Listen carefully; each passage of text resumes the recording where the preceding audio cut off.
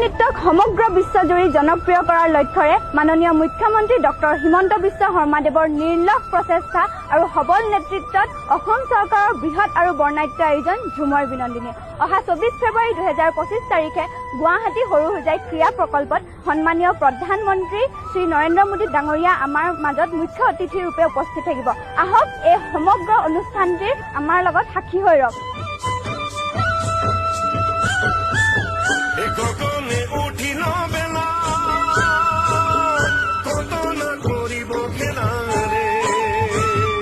গগনে উঠিল বেলা কত না কৰিব খেলা ৰে গাছ